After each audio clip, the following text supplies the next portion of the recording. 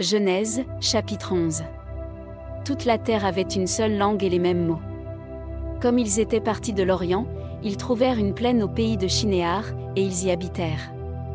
Ils se dirent l'un à l'autre, « Allons, faisons des briques, et cuisons-les au feu. » Et la brique leur servit de pierre, et le bitume leur servit de ciment.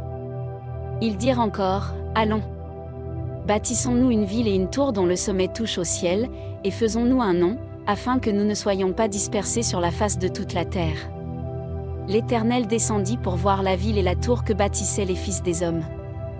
Et l'Éternel dit, « Voici, ils forment un seul peuple et ont tous une même langue, et c'est là ce qu'ils ont entrepris, maintenant rien ne les empêcherait de faire tout ce qu'ils auraient projeté. Allons, descendons, et là confondons leur langage, afin qu'ils n'entendent plus la langue, les uns des autres. » Et l'Éternel les dispersa loin de là sur la face de toute la terre, et ils cessèrent de bâtir la ville. C'est pourquoi on l'appela du nom de Babel, car c'est là que l'Éternel confondit le langage de toute la terre, et c'est de là que l'Éternel les dispersa sur la face de toute la terre.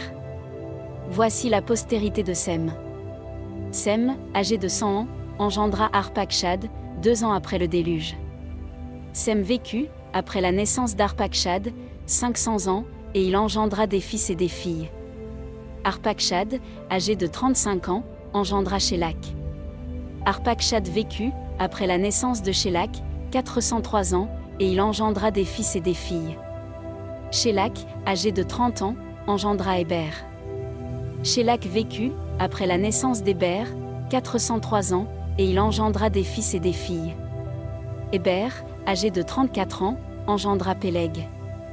Héber vécut, après la naissance de Péleg, 430 ans, et il engendra des fils et des filles. Péleg, âgé de 30 ans, engendra Reu. Péleg vécut, après la naissance de Reu, 209 ans, et il engendra des fils et des filles. Reu, âgé de 32 ans, engendra Serug. Reu vécut, après la naissance de Serug, 207 ans, et il engendra des fils et des filles.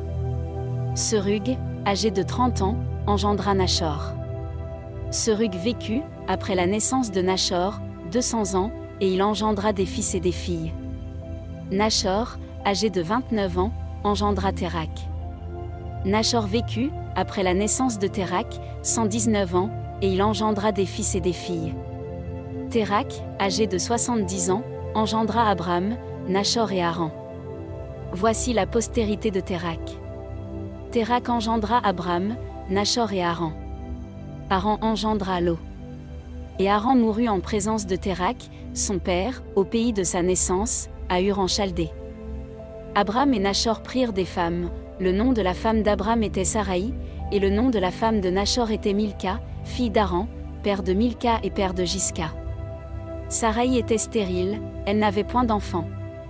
Térak prit Abram, son fils, et Lot, fils d'Haran, fils de son fils, et Saraï, sa belle-fille, femme d'Abram, son fils.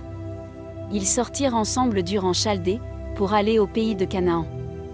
Ils vinrent jusqu'à Charan, et ils y habitèrent. Les jours de Térak furent de 205 ans, et Térak mourut à Charan.